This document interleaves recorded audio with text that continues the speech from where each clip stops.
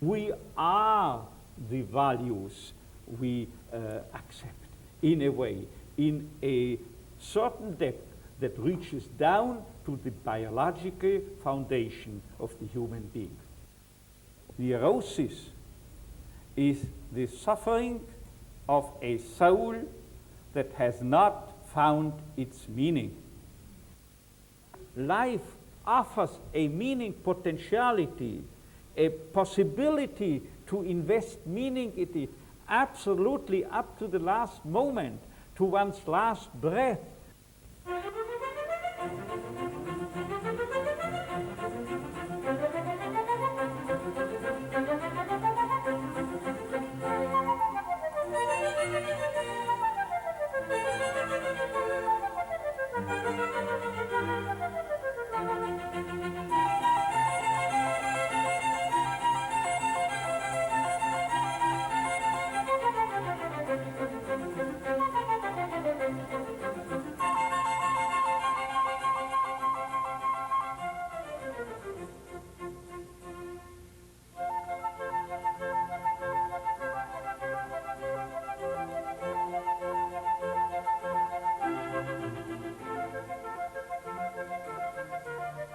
Viktor E. Frankl was born in Vienna, Austria on March 26, 1905. He received his medical degree from the University of Vienna Medical School in 1930 and his PhD from that institution in 1949. From 1940 to 1942, he headed the Department of Neurology at the Rothschild Hospital in Vienna.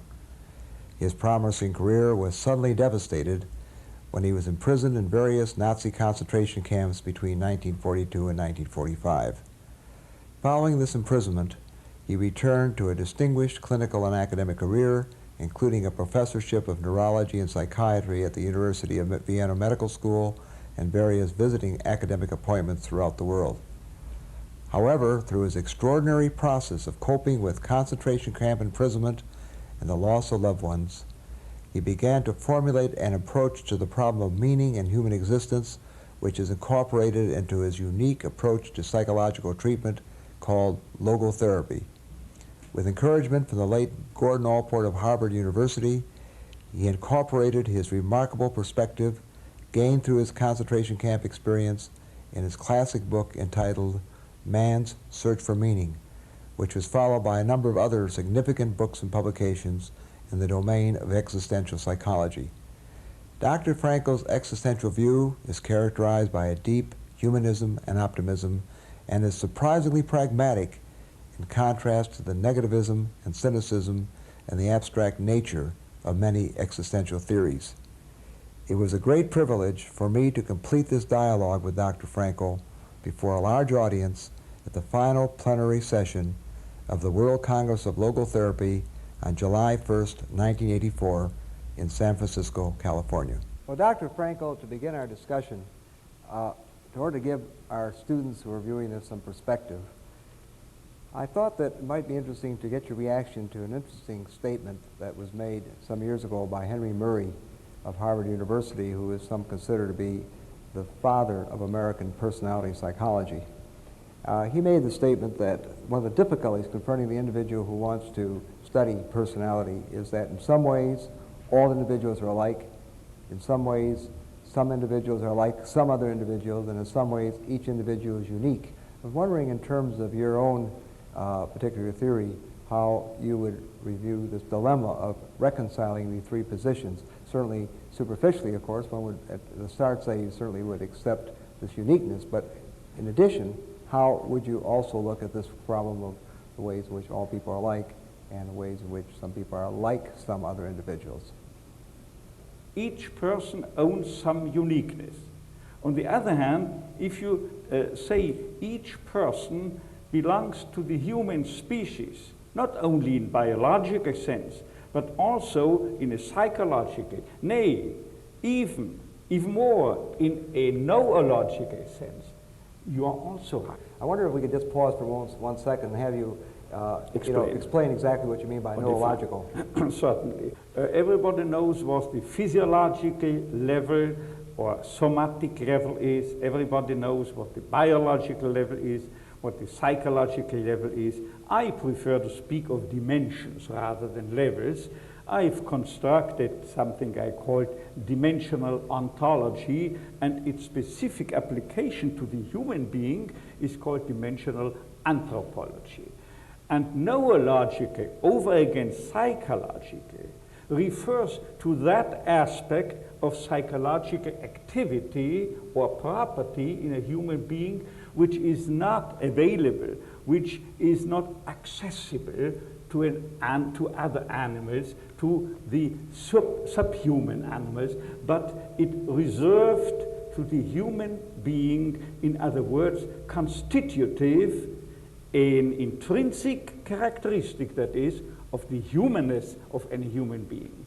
When I did one of these interviews with Ernest Jones, one of Freud's biographers, shortly before his death, he said, well, after all, the person is an animal. Very cynical view that this animal can maybe just rise a little above this animal instinct, this animal mode. Man remains an animal, although he is elevated into the next higher dimension. It's the same as with an airplane. An airplane remains an airplane, is certainly an airplane, even as long as he solely is taxiing on the ground of the airport. But it certainly will prove to be a true airplane only at the moment when it rises, when it takes off, that is, into the next dimension. This idealism, if you wish to call it that way, this idealism I'm standing for is the true realism. And you know who taught me this most poignantly? It was my flight instructor in San Diego. He told me, Dr. Frankl, if you are starting here at this airport and wish to go strictly east, and you have a side wind from north, you will the result will be a drift toward southeast. So you have to compensate for this drift by doing what we pilots call crabbing. You have not to set your compass to east, to 90, but you have to set your compass to north of east. So you have to crab. The plane will not go to east, but the plane will direct higher than east, and only that way he can compensate for the drift. In other words, now the translation from aeronautics into human language has been offered by Goethe, who once said, if we take man as he is, realistically, we make him worse, there will be a drift toward deterioration. But if we take him as he should be, see him on a pedestal, what do you call it, on a higher level than he originally is. If we have an esteem for him in that direction you called optimism, or people might call idealism, then if we take man as he is, we make him worse. If we take him as he should be, we help him become what he can be. Only then. Okay. Now, to go a step further into trying to put your work in perspective for the student who may not be that familiar with your work, but let me just pick a few concepts out of Freudian theory. We can't deal with all of it. Now, obviously, central to Freudian theory is the unconscious, the idea of the unconscious, that the individual is more or less genetically determined, in a sense, to act out a number of instinctual behaviors that are seeking pleasure, that even as a person becomes more in touch with reality, this unconscious continues to influence the behavior. Now, this Freud calls overdeterminism. There's nothing that a person does that's accidental. How do you feel about the concept of the unconscious?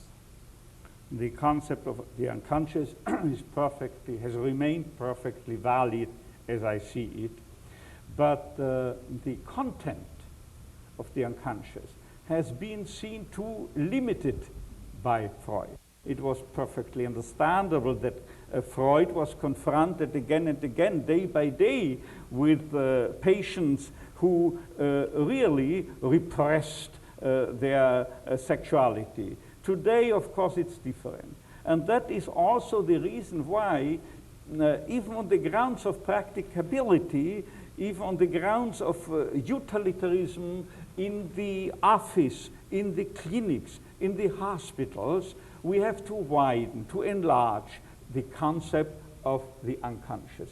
Because also not only material that belongs to the psychological dimension, which is the subhuman psychological dimension, better to say, in other words, which in which also any animal, not only the human animal, is participating. Beyond that, but we have to take heed not to neglect, not to overlook, that there are also things that belong to the ontological dimension. For instance, something, a phenomenon, so intrinsically human as conscience, moral conscience, that is.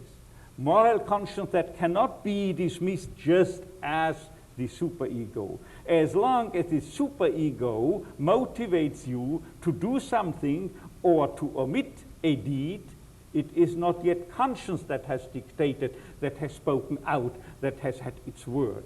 But it is still something going on within the psychological rather than the ontological dimension. You're really saying that Freud's conception of the superego is perhaps missing out somewhat on a more humanistic component. As long as you adhere to the basic motivational concept of Freud's psychoanalysis, you are restricted, your view, your horizon of research is restricted to something that you may as well find in any animal.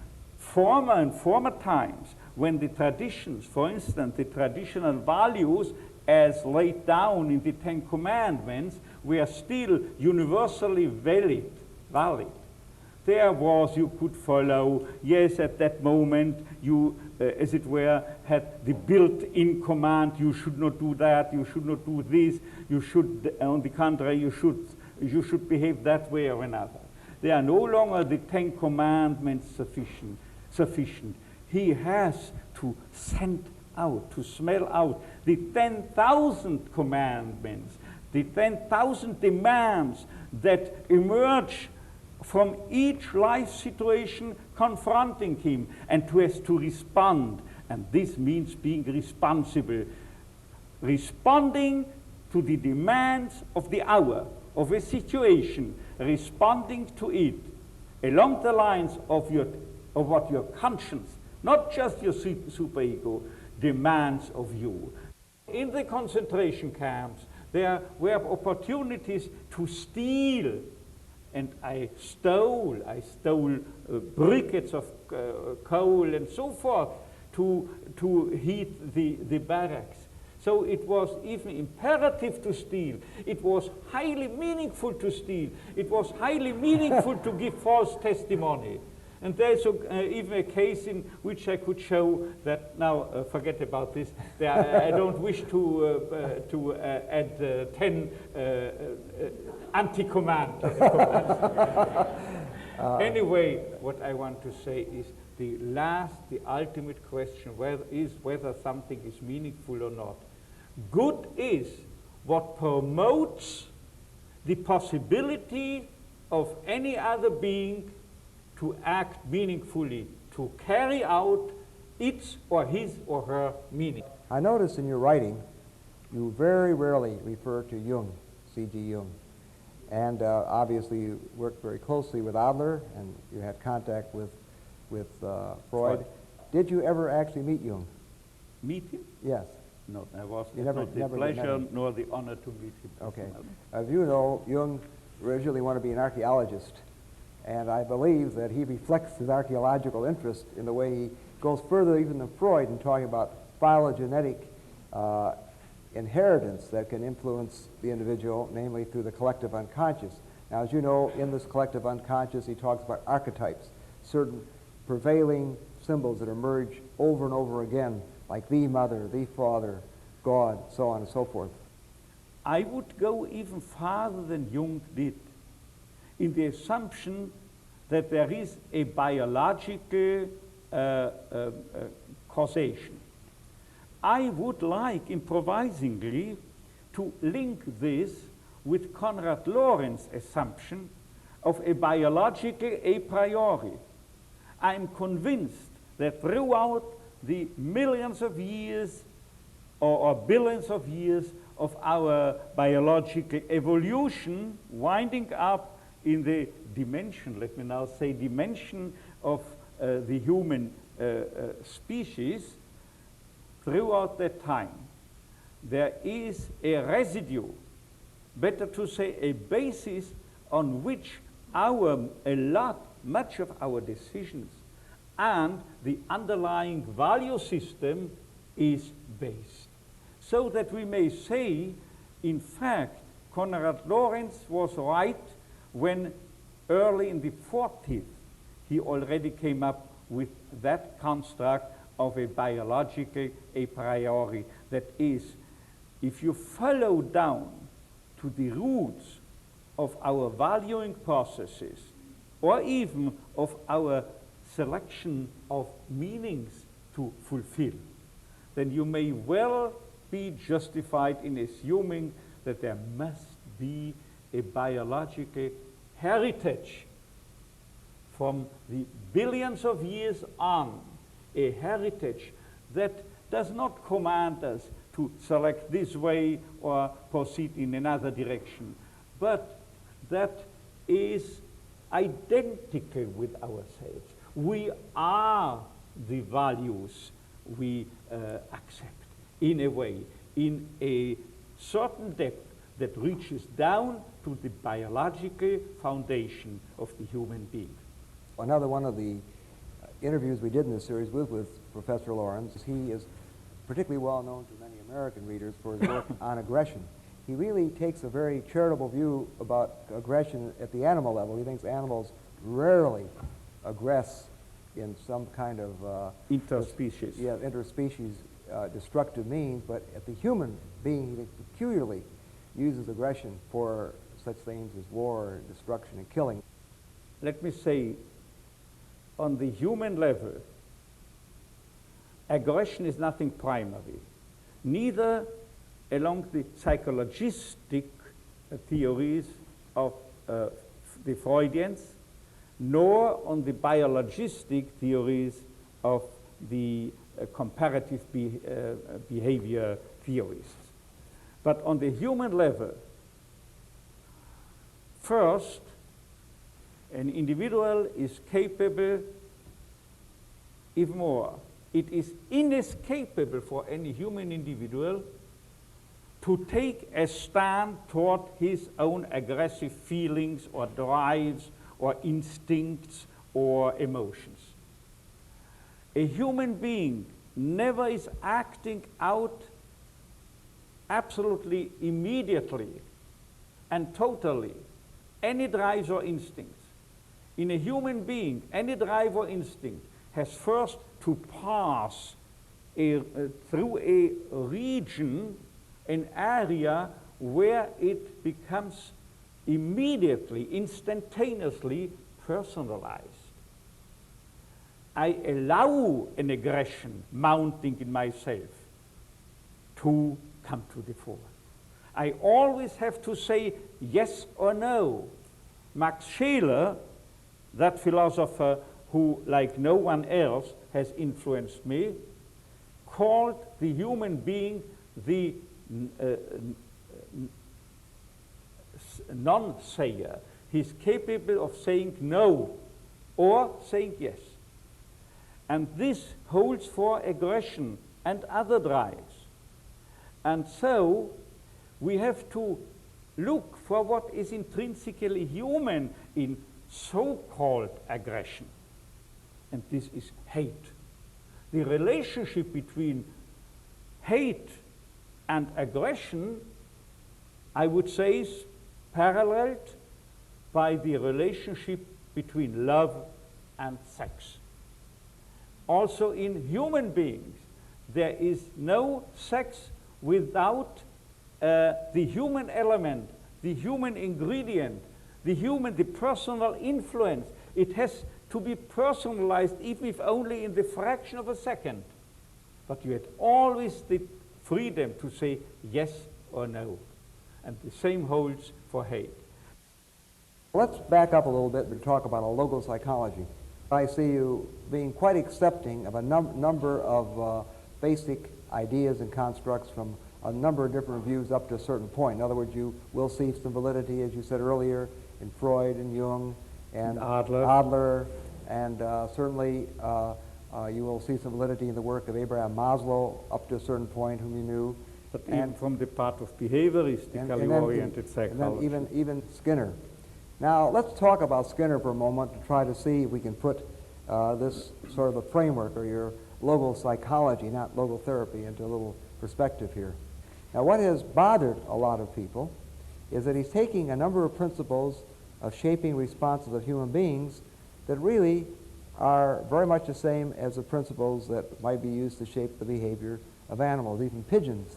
But as long or as soon as you conceive of it as something, as a basis with a superstructure, a basis on which to build the proper building called humanity of humans, then you need not be so critically. Because as I put it at the beginning of our dialogue, you remember I said man doesn't cease to be an animal, but he's at the same time infinitely more than an animal. And I invoke the image, the analogy, the simile of an airplane.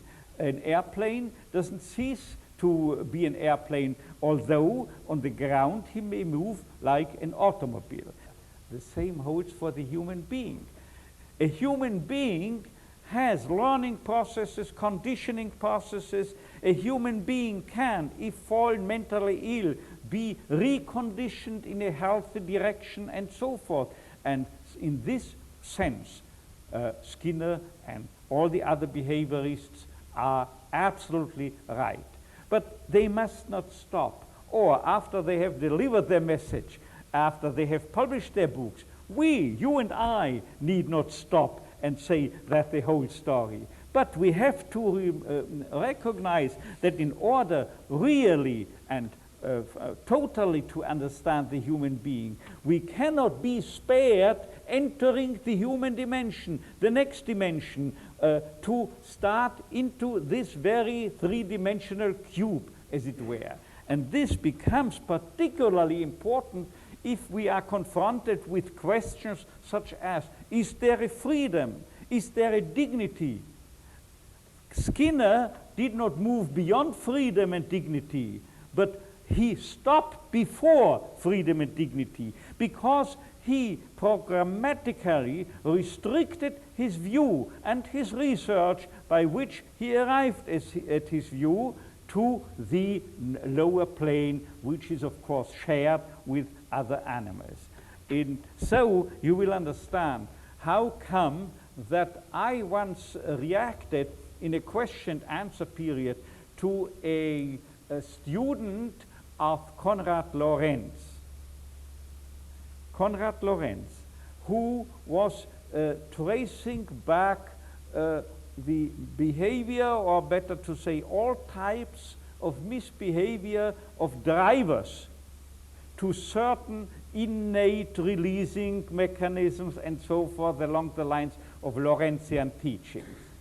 And then I stood up and replied, you know of whom you are reminding me? You remind me of a rabbi who once was approached by two people from his parish who were involved in a quarrel. The one contended that the other's cat had stolen and eaten up 2 pounds of butter, while the owner of the cat said, that's not only not true, it's sheerly impossible. My cat doesn't care for butter. Now it was up to the rabbi to pose as a Solomon and to come up with a final judgment in terms of justice, and he ordered the one, bring me the cat. They brought him the cat. Then he said, bring me scales. They brought him scales. Then he put the cat on one of the scales and asked the one parishioner, how many pounds of butter had the cat eaten up? 2 pounds, Rabbi. Then he weighed the cat, and believe it or not, it was exactly 2 pounds. Whereupon the rabbi said, now I have the butter, but where's the cat? And I told this guy, this Konrad Lorenz guy, I told him, you see, now why you remind me of the rabbi, you trace back as far as it's possible all human behavior. Now I speak of behavior rather than of acting. All human behavior to the level of an animal, that is to say, you only select those properties or reactions or phenomena that are equally visible, perceptible in any animal, any other animal. But small wonder if you then wind up and say, I have all the innate auslösende Mechanismen, what is it called, innate mechanisms, all the behavior types of an animal and so forth. But now where is man? The humanness of man has been shut out, has been precluded. So small wonder that he doesn't find it. Small wonder that as long as you restrict Skinner to this basic square, he cannot even see the phenomena such as conscience and or freedom or dignity. He would gladly accept the hypothesis that conscience is nothing but the result of a conditioning process. Look, just consider a dog that has wet the floor and now slings under the couch with the tail between its legs. This is bad conscience. Now it's the result of a conditioning process. He's absolutely correct. However, true conscience only begins where the fear of punishment or over against the hoping and longing for reward is no longer a determinant and the reason on which you build your decision to behave morally. And so the man, the onlookers on the street, there will be one or the other who, knowing that he may become the victim of stabbing, still ventures to intervene and to interfere. But these are members of a minority. You see, I believe that decent people are and will ever remain a minority, forming a minority in our societies. But isn't this anything but the challenge to each of us to join this very minority? Isn't it a challenge to do our best? Because this world is in a bad state, I'm used to saying, but it will become still worse unless each of us tries to do his own best. Again, we may invoke the analogy that was delivered and offered by my flight instructor in California.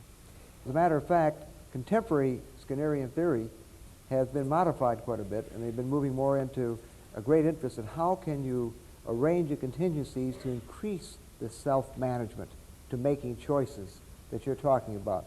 The thing that we might introduce at this time, which I think would be very valuable to many of those watching this tape, would be what perspective you yourself have in terms of training young psychiatric residents or clinical psychology interns or perhaps others who are going into psychotherapy in terms of what you would consider to be an important part of their training. For example, would you say it would be important for them to learn something about Freud, Freudian theory, and psychodynamic theory? We certainly should, because I'm pleading for a sound eclecticism. Only on the basis of having received some knowledge, universal knowledge in the field, so also having studied psychoanalysis, individual psychology or Adler psychology, also being confronted with C.G. Jung and others, may even more also with behavioristically oriented psychotherapy, behavior modification methodology and so forth, Only then a student who is setting out on his career as a professional counselor or clinical psychologist or psychiatrist has the faculty to discern and to select, to choose the methodology of choice in a given case. And if more the methodology of choice that fits into his personality structure. It was Freud himself who once said, psychoanalysis is that method that suits my own personality type. But I do in no way deny that there might be other doctors who are rather prone to choose to select another type of therapy. And only the selection of therapy is only a valid act, a justified act, if he knows not only logotherapy, but also other schools with which to compare, and then to decide, yes, at least in the given setting, confronted with a given case, I select as the method of choice logotherapy.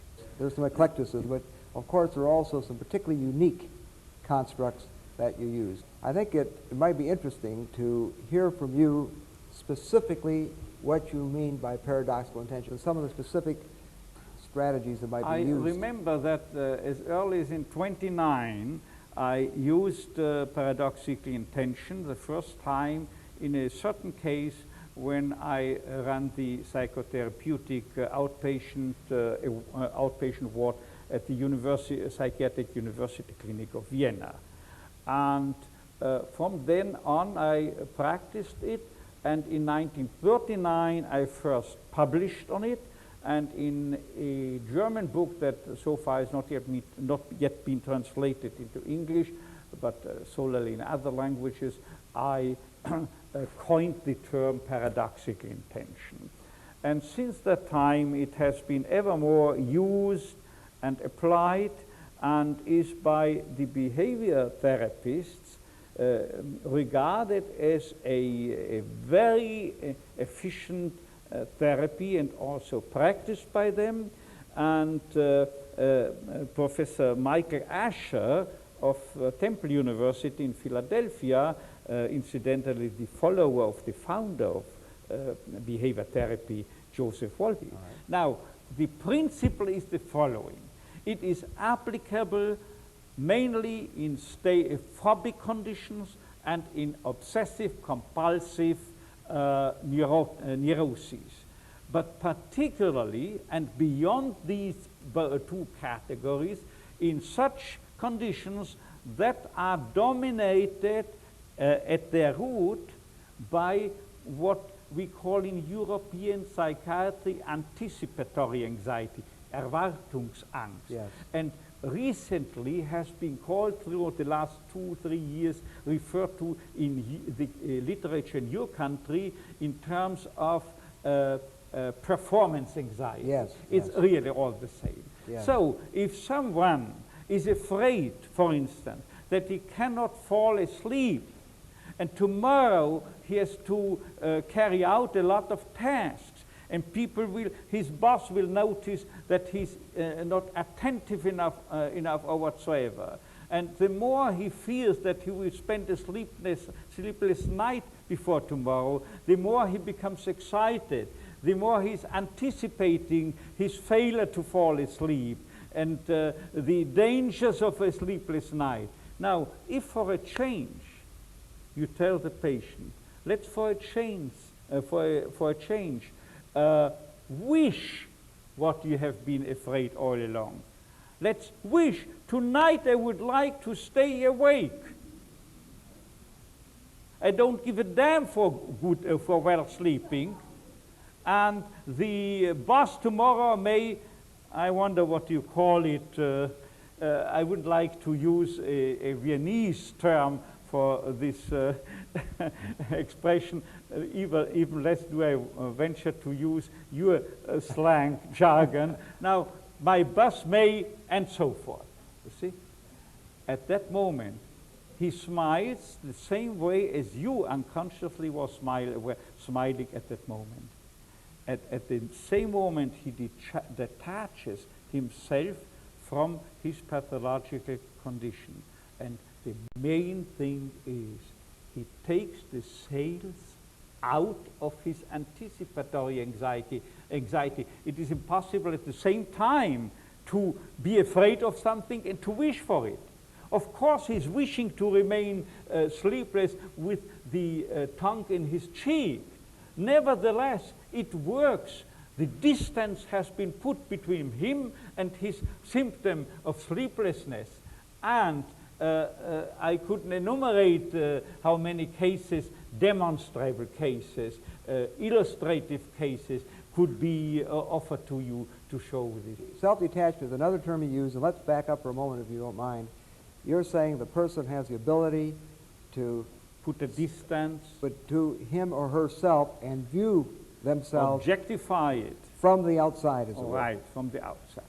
All right. And one aspect of self-transcendence as one of the two great intrinsic human phenomena, along with self-transcendence, as I call it, is humor. The sense of humor means that I am putting a distance and then I have to laugh.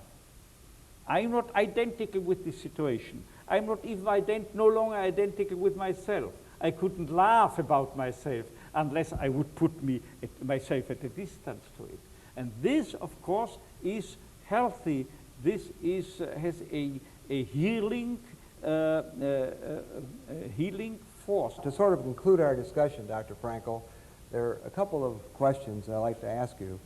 What criticisms of your work have bothered you the most? Only to learn how to formulate my ideas in such a way that they cannot be misunderstood in case that they have been misunderstood.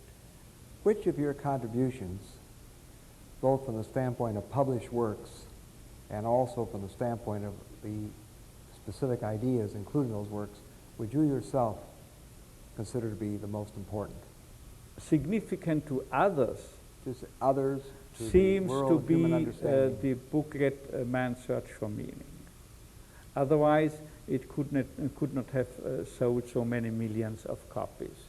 Although if TV people interviewing me ask me, Dr. Frankl, what do you think is the bestseller author of this success? I tell them, primarily I see in these selling figures rather a symptom of the malaise of our time, of the abysmal feeling of a widespread feeling of meaninglessness and emptiness. And this is a sign of the time. But beyond that, if you ask me earnestly how I could explain this, I must say perhaps because as it happens, Gordon Allport was the one who begged me to enlarge the second part of the book, Basic Tenets of Logotherapy. He insisted that I add the second part, which is not contained in the German original. The German original is just the autobiographical story of 3 years spent in concentration camps. But I wrote this story in 1945 within 9 successive days, in one sweep, as it were. But how come that people find so much in that book? I trace this to the fact that, thanks to Gordon Allport, the theoretical part is the distillation of the lesson to learn from Auschwitz. And the first part is the existential or experiential validation of the theory derived from that experience. This is the only answer I can give, the only attempt at an explanation. Well, may I ask you to finally play prophet for a moment? I think that the bottom line question I think that thinking individuals all over the world are asking is, can society survive this nuclear age? I would say the nervous system of the Russians and of the Americans is ultimately one and the same. And I think that mankind has again and again throughout history found a remedy compensating preventively compensating for the phase-specific dangers at the respective historical period of time. This is my hope. What logotherapy can say is only one thing. In the same way as in concentration camps, in all the prisoner of war camps around the world, those prisoners had the relatively greatest chances of survival, that is, ceteris paribus, under the same circumstances. There was those prisoners who were oriented toward the future, having the vision of a meaning to fulfill in their future, and or another human being to be reunited with in the future. So I think we may extrapolate this rule, this law, by saying if there is any chance for survival of mankind as a whole, it would be being reunited, not only people but peoples, being united in a common task, or in other words, united by a common will to a common meaning.